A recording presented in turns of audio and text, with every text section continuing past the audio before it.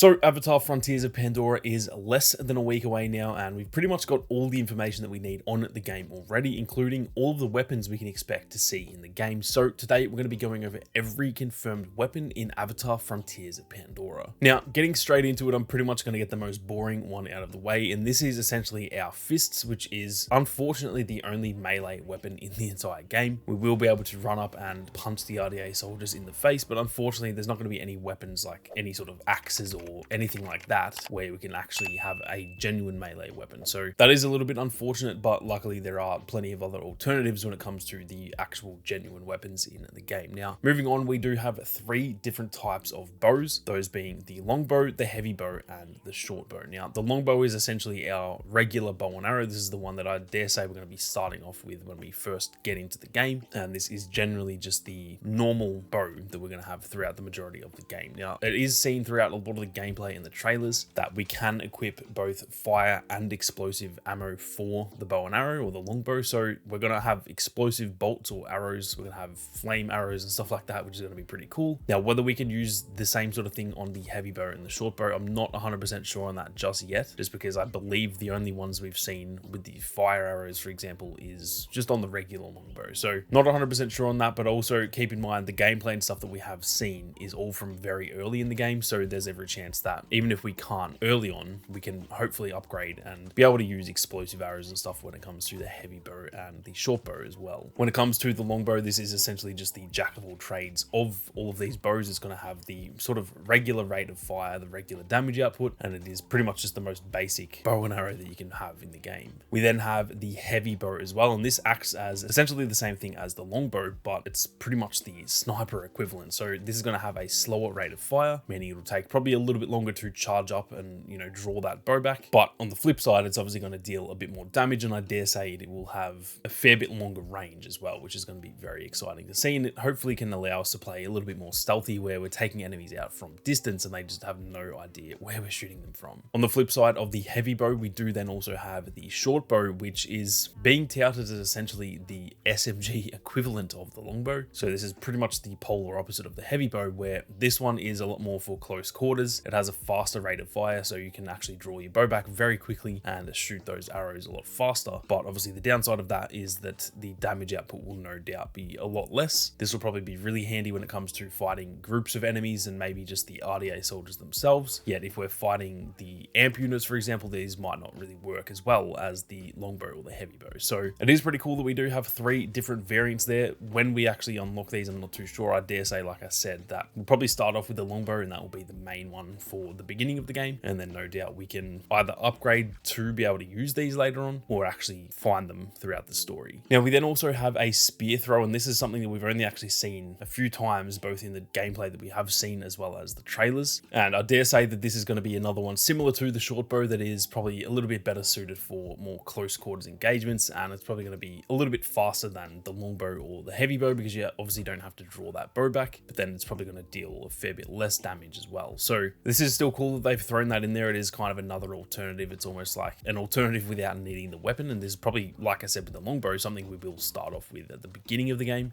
And it's also a good alternative that if you've maybe ran out of ammo with all of your other weapons, for example, then at least you do have the spear throw to actually have as a bit of a fallback weapon, I guess you would say. Now, lastly, we then also do have the staff sling as well. And I say lastly, this is just to do with the, I guess, Na'vi weapons. There is also the human weapons we're going to get to as well. But for the Na'vi weapons, the last one is the staff sling. And this is essentially a weapon that is going to throw grenades for us. Now, I don't know if we can throw grenades on our own or if we need the staff sling to actually throw them. You would think we can throw them on our own. It's a humanoid type of character. It's not like a Na'vi can't throw something. But from my understanding, from everything that I've watched and listened to so far in terms of everyone who's played the game, they've pretty much said the staff sling allows you to throw those grenades a little bit further and also allows you to kind of set traps, as they actually mentioned in the trailers as well. Now, like I said, that is it for the actual Na'vi weapons, or the more basic weapons, in terms of the fact that they are long longbows and stuff like that. But we then have the human weapons as well, which is kind of part of the story. If you guys don't know the story, I'm not going to obviously spoil the actual story, but the, I guess, preface with the story is that the character we're playing as was pretty much abducted as a kid by the RDA, which is the human characters, and they were pretty much trained to be used as force against the Na'vi. So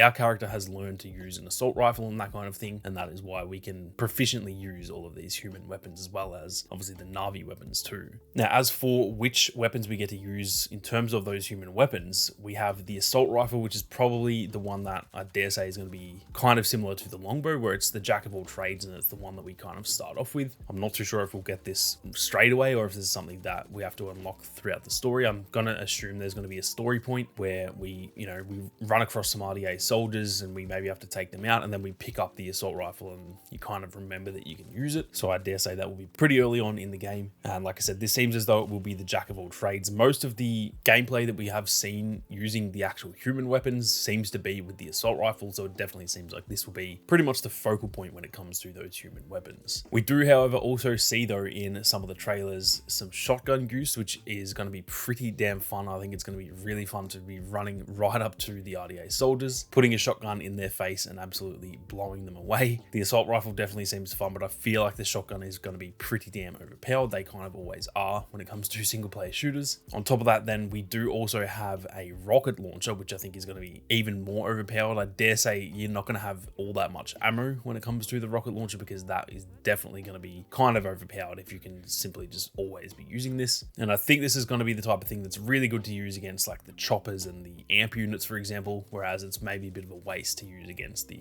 regular soldiers. So those are the three main human weapons. We do also have a stun grenade as well, as confirmed by a lot of the people who got to play the game early. Unfortunately, I don't think that there is any actual gameplay of this so far. I could hopefully be wrong, and hopefully my editors can pull out some magic and find some sort of stun grenade use in the actual gameplay in the trailers, but at least from what I can remember seeing, we haven't actually seen this so far. So that is it for all four of the human weapons on top of the Na'vi weapons as well, and therefore that is all of the confirmed weapons so far in Avatar: Frontiers of Pandora. Now, something to remember with all of these as well is that we will have to, as far as I know, craft ammo for all of them. At least when it comes to the Na'vi weapons, we may be able to like kind of pick up assault rifle ammo, for example, but I dare say if it's anything like the Far Cry games, which everyone is saying it pretty much is, you do have to craft your ammo in most of those games. So keep that in mind as well. I will say it is kind of, I guess, a little bit disappointing that there's not that many options when it comes to the weapons. There's realistically only about 8 weapons here, which is a little bit on the lower side. That being said, I don't think the game needs like 20 weapons or anything like that. So I would have liked a few more, but I also think it's not that big of a deal. And it does seem as though there is at least a little bit of variety in terms of what we can use. And like I just said, if it is anything similar to Far Cry, we are no doubt going to be able to upgrade these weapons as well. So it's not like we just get the base weapon and then that is completely it. We will no doubt be able to upgrade, and it is already confirmed too that there are certain weapon skins, so you can also add some level of customization to your weapons as well. But anyway, those are all of the confirmed weapons in Avatar: Frontiers of Pandora. I'm very keen to hear all of your thoughts on the weapons. Which ones do you think look the best? Which ones are you the most excited to try out? Be sure to leave your thoughts down below. But with that being said, thank you all very much for watching. You guys have a great day, and I'll catch you all in the next one.